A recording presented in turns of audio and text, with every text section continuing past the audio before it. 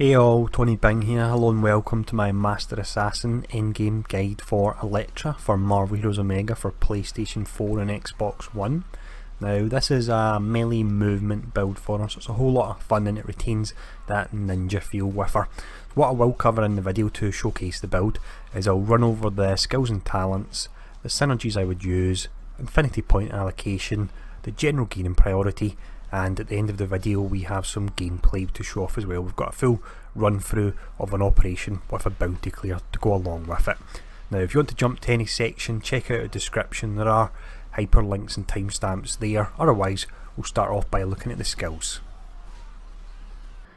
So with the skills we have here, we have two setups we can really use. One is for more regular combat. We will be taking on bosses and elites, and that's the one I'm showing off at the moment. And then you have another variation which is more geared towards simply boss rushing. But if we look at the main spender, I'm using Deadliest of all assassins. I did test all the spenders, or fillers you'd probably call them, because some of them don't spend resource. I tested all of them and this is the one that came out the best. Now it also works good in respect of our legendary won't buff the crit rating on our melee skills, and this is the only melee only tag skill that gains a 10% critical hit chance, so that makes up for the crit hit rating that we're missing on this particular skill. This bit will make more sense once we actually get to legendary though. Now the next skill we'll look at, this is Blossom of Death, and it does a nice initial damage packet, but I'm using it primarily for the huge 12-second dot on marked enemies, or a respectable 6-second on regular enemies. This I'll generally use to take out trash.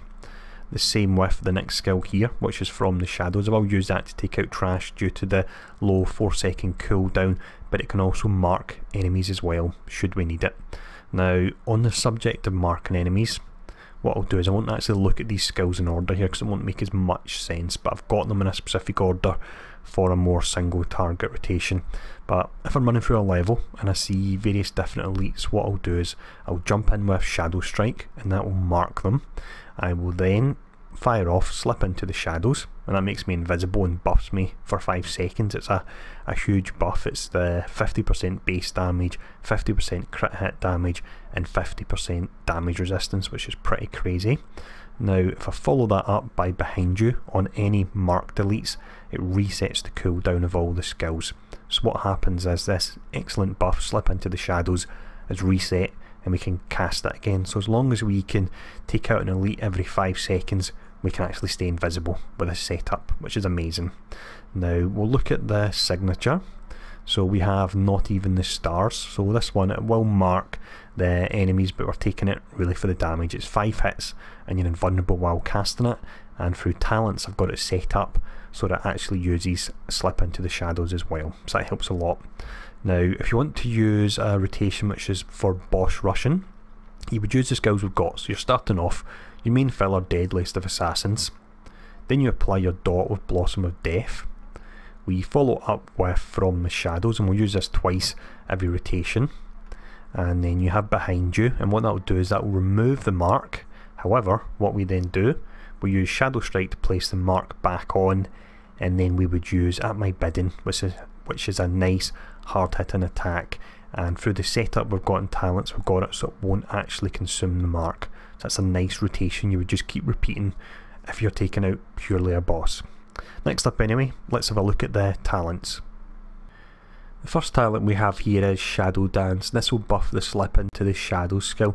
It means we can actually use it more often as the cooldown comes down by 5 seconds, and it gains a Quicken buff which increases our movement and attack speed. On top of that, when you use your signature, Slip into the Shadows will automatically be activated as well. We then have Crushing Death. So with this, Blossom of Death gains increased damage, crit damage, gains 2 charges, and it has a 4-second cooldown. Next up, it's Falling Leaf Strike. So From the Shadows and Shadow Strike apply marked to all enemies. This is very important for our setup, and they both gain a 10% critical hit chance. We then have Relentless Assassin. So when you defeat a marked enemy, the cooldown of all powers except your signature, Not Even the Stars, are refreshed, and that allows us to use the skills we were talking about earlier on. Now the final talent, this is one that can be moved around. If you're using the Slip into the Shadows build, you would use Warriors of the Chaste or Mystic of the Chaste, so this can be 1 summon or 2 summons, it's down to you. If you're using the setup where you call on the ninja every 8 seconds, which is at my bidding, you would use Silent Command, because that allows it to no longer consume the mark, so you can keep that rotation going on it. But next up, let's have a look at the synergies.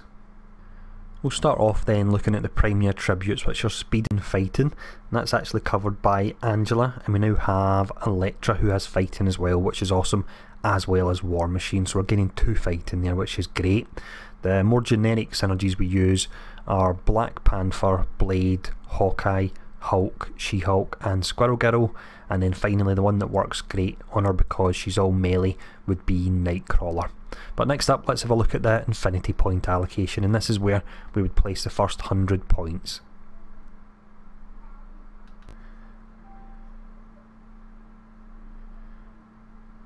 We have a nice simple setup here then for the infinity points. We have the Mind Gem and Deep Thought for an additional 250 stamina, as well as a Mind Mastery where we regain health when we critically hit, and the cost reduction of 10% on our skills. We need to use this because our main filler actually uses a lot of stamina. If we don't have this, we will run out pretty quickly. But next up, let's have a look at the general gearing priority. For this section then, what I'll do is look at some very general gearing for the build, and the reason I look at general gearing rather than specific is new items can come out and be replaced, so I'd rather give advice on how the build works, then that means in future you can apply that advice to help you decide if you want to use new items. Now we start off with the legendary. Before we look at this one, I'll mention that the Hermes boots can work good as well, but personally I prefer this. It's a Savage Axe of Ares, so it gives you a bonus to melee powers, gives you crit rating to movement powers, brutal damage rating, brutal strike rating, and also a bleed dot. Now all our skills bar one have the movement power tag. The one skill that doesn't have the movement power tag is our main spender, so we're losing out on 1500 critical hit on that. However, if you think back to the start of the video, our main spender actually has a 10% increased critical hit chance, so that more than makes up for losing that 1500 crit, and that's why I like the axe so much with this setup. Now next up we have the medallion, and as with any melee build, Dr. Octopus really is pretty fantastic. We then have the relic, and I found that I have had to use the relic of Gibram when using the main spender arm, because otherwise I will run out of stamina. Now artifacts we don't normally look at in too much detail, but this one is too good not to mention.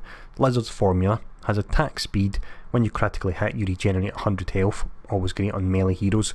You regain stamina, again great on her, and it has a bonus to melee powers and speed, so that really is pretty fantastic. Now because we gain the brutal strike rating on our legendary, it means when it comes to the other slots in your ring and so on, you can focus more on crit rating or even go for a bit more damage as well. But what we'll do to finish off the video, as always, I have some gameplay to show off. It'll be the setup where we keep using Slip into the Shadows and going invisible and assassinating enemies, so it's a whole lot of fun. As always as well, this particular section, it's just to showcase how the build works, so it's not in cosmic difficulty because I don't have time to gear up all heroes enough to actually run through in cosmic difficulty for them. So if there's any questions, feel free to ask as always. Hope this video was useful. I'll see you all again soon.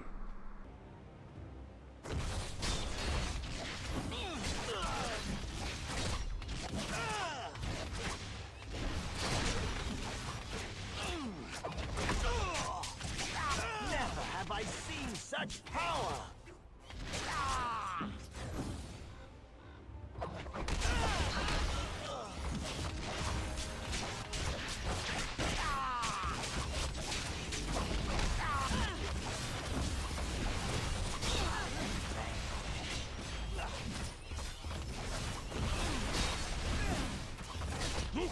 Help us! You couldn't pay me to do that.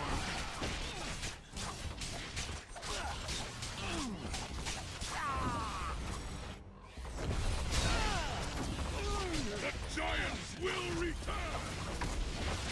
Save us, Malekith!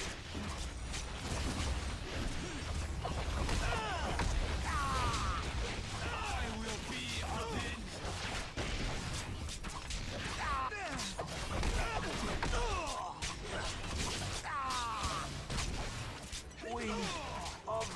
But